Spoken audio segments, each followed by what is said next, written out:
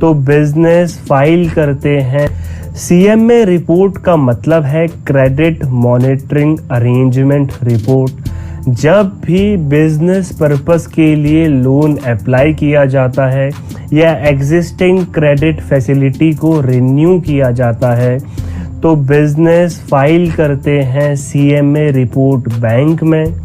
Bank इस report का इस्तेमाल करता है ये जानने के लिए कि बिजनेस में फंड का फ्लो कैसा है और फंड का यूटिलाइजेशन बिजनेस में किस तरीके से किया जाता है, ताकि वो डिसाइड कर सकें कि लोन अप्रूव करना है या नहीं करना है। अगर बात करें सीएमए रिपोर्ट के कंटेंट्स के बारे में तो यहाँ पर एग्जिस्टिंग फंड के बारे में बताया जाता है कि बिजनेस में अभी कितना फंड है, उसका किस तरीके से इस्तेमाल किया गया है और नया फंड जो अप्लाई किया गया है अगर वो अप्रूव हो जाता है तो उसका इस्तेमाल किस तरीके से किया जाएगा वो इस रिपोर्ट में बताया जाता है। साथ ही यहाँ पर बिजनेस ऑपरेशन की डिटेल्स दी जाती है कि पूरे फाइनेंशियल ईयर में कितना प्रॉफिट होता है, कितने तरीके के एक्सपेंसेस और रेवेन्यू कहाँ से जनरेट होता है वो डिस्क्लोज किया जाता है।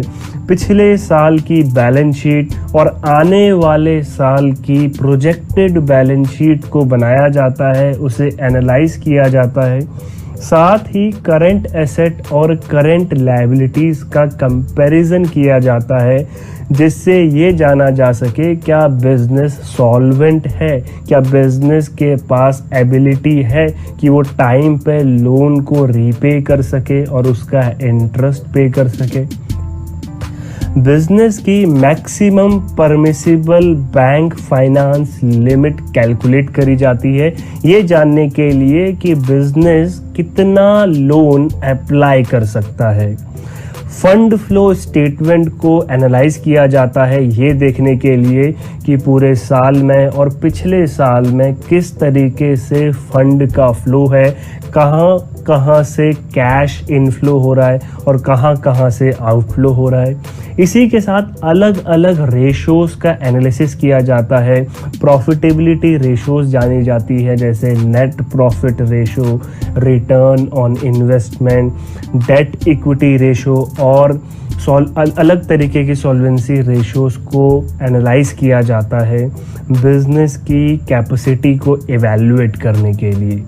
अगर सीएमए रिपोर्ट बनाई जा रही है तो जनरली ये प्रोफेशनल्स बनाते हैं और उन्हें कुछ डॉक्यूमेंट्स की ज़रूरत होती है जिस बेस पे इस रिपोर्ट को बनाया जाता है, जिसमें पिछले 2 साल और करंट ईयर की बैलेंस शीट और प्रॉफिट एंड लॉस अकाउंट दिया जाता है।